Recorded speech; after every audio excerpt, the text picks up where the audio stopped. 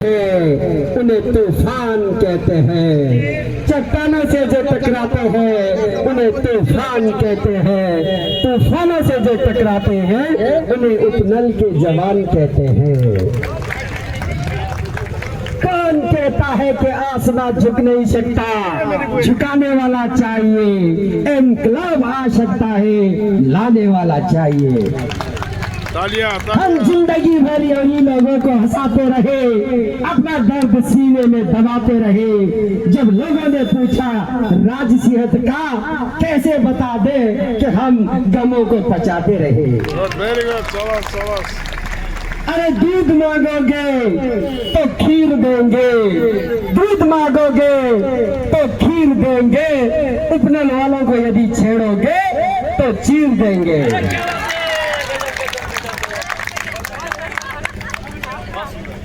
परम सर्वे यहाँ पर उपस्थित आज कार्मिक अनशन पर बैठे हुए जयपाल सिंह जी वन विभाग से, विजयराम शर्मा जी और तमाम सभी हमारे संयुक्त मोर्चा से यहाँ पर, विभिन्न घटक दलों से यहाँ पर, विभिन्न विभागों से यहाँ पर उपस्थित आप सभी को मैं अपने उत्तरांचल बिजली कर्मचारी संगठन की तरफ से प्रदेश कार्यकारिणी का सदस्य होने के नाते आप सभी का यहाँ पर हार्दिक अभिनंदन करता हूँ, स्वागत करता हूँ, धन्यवाद करता हूँ। साथियों, जैसे कि आप लोगों ने देखा, यहाँ पर हमारा जो ये चरणबद्ध तरीके से जो हमारा यहाँ पर जो कर्मिक अनशन चल रहा है, उसका आज विधिवत रूप से 14वां दिन है। और 14 दिन में हमने क्या खोया और क्या पाया वो आप लोग भली भांति जानते हैं, क्योंकि सभी लोग यहाँ पर हमारे साथ चट्टान की तरह आप लोग यहाँ पर हमारे साथ हमारा सहयोग दे रहे हैं। उसके लिए मैं अपनी पूरी टीम की तरफ से आप सभी का शुक्रिया अदा करना चाहता हूँ साथियों। अब बात आती है कि हमारी जो आज तक की जो हमारी लड़ाई थी, वो कहाँ पर, कितने दौर तक हमारी जो वार्ताएं चली, वो कहाँ पर कितने हमको सफलता मिली और कितने हम अभी सफलता के अग्रसर हैं। क्योंकि मैं मानता हूं कि 95% हम अभी जो हमारा ये आंदोलन चल रहा है, 95% हम इस आंदोलन को जीत चुके हैं और मात्र 5% ऐसा रह गया है जो हमको, जो हमारी लड़ाई है उसको जीतने के 5% अभी रह रखे हैं। और किसी को भी मायूस होने की कोई चिंता न करे। हम यहाँ से जाएंगे, खुशी खुशी से जाएंगे। जिस तरह से हमने अभी एक हमारा जो मंगसिर की बग्वाल होती है, जिस तरह से हमने अभी मनाया, अपनी मंगसिर की बग्वाल को मनाया, उसी तर्ज पे यदि हम यहाँ से सफल होके जाते हैं तो पुनः हम दूसरी बार हम मंगसिर की बग्वाल मनाएंगे दोस्तों।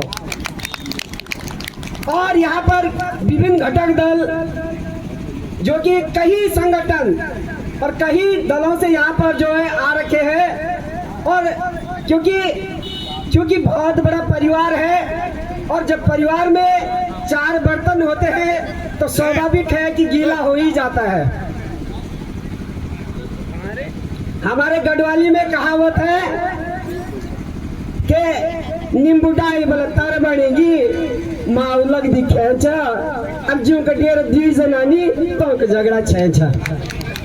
तो साथियों, मैं समझता हूं कि यहाँ पर विभिन्न घटक दलों से लोग आए हुए हैं। स्वाभाविक है कि यदि किसी के मन में कोई मन मिटाव कोई यदि इस प्रकार का होगा तो अपने मन मिटाव को भुला दे। क्योंकि हमारे जो यहाँ पर पदाधिकारी हैं बहुत ही सुलझे हुए हैं। हमारे गोदियाल जी हो गए, हमारे विनय प्रसाद जी हो गए, हमारे बिजली कर्मचारी संगठन के जगत राम भट्ट जी हो गए। ये अपने आप में एक डिसीजन लेने में इनको क्षमता है। ये किसी प्रकार से कोई किसी भी साथी का अनहित नहीं होगा। जो भी होगा सब बढ़िया होगा।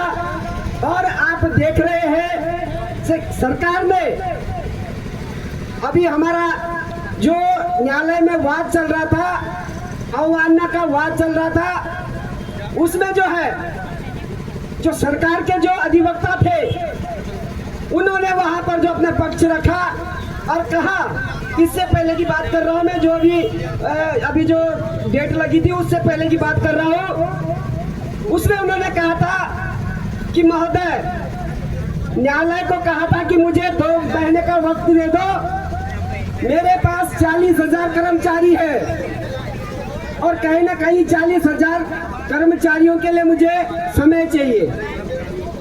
तो मैं पूछना चाहता हूं कि ये जो 40,000 कर्मचारी हैं ये कहां से आए? हमने जो विभिन्न न्यायालयों से जो केस जीते हैं उसमें मात्र 22,000 कर्मचारी है, तो ये 40,000 कर्मचारी कहां से आए? साथियों, वो चाहे लेबर कोर्ट हो, लेबर कोर्ट में मैं उसमें स्वयं पिटीशन याचिका करता था और उसमें मेरी अहम भूमिका, मैंने वो केस उसको 95 साथियों का जो केस था वो हमने विधिवत रूप से जीता लेबर कोर्ट से, जो हमारे कारपोरेशन में विचाराधीन है। और यहाँ पर तमाम जितने भी साथी है कहीं ना कहीं उनको भी उसका प्रतिफल मिलेगा, उसका फायदा मिलेगा। देखिए साथियों, चूंकि ये जो हम लड़ाई लड़ रहे हैं ये आप लोगों के लिए लड़ रहे हैं, क्योंकि हमारे जो है हमारी उल्टी गिनती शुरू हो गई है। मैं आपको बता दूं, मैं स्वयं उत्तरांचल पावर कारपोरेशन में मेरे को 20 साल पूरे हो गए, 21वां साल मेरे को प्रवेश हो गया है। और यहाँ तक कि जब वहाँ पर उस समय उद्यम हुआ करता था, उत्तरांचल सैनिक कल्याण उद्यम हुआ करता था, उस समय जब हम वहाँ जाते थे तो 4 कुर्सियाँ बैठने के लिए नहीं मिलती थी। लेकिन आज जो ये 22,000 कर्मचारी है, इनकी बदौलत वहाँ पर उपनल में गढ़ी कैंट में जो इतनी कायाकल्प हो गई कि वहाँ पे आलीशान जो वहाँ पे बिल्डिंगें बन गई, तो वो किसकी बदौलत बनी? वो सारे जो हमारा जो टैक्स कटता है, हमारा जो जीएसटी का जो पैसा कटता है, हमारा जो सर्विस टैक्स कटता है, उसी की बदौलत जो है आज वहाँ देखने को मिलता है, इतनी बड़ी बड़ी बिल्डिंग देखने को मिलती है साथियों। तो मैं आप लोगों को एक बार पुनः आप लोगों से आग्रह करता हूँ कि आप लोग जिस तरह से आप लोगों ने, क्योंकि जैसे हम अपने घरों में जब सत्यनारायण की कथा करते हैं तो वहाँ पर जो है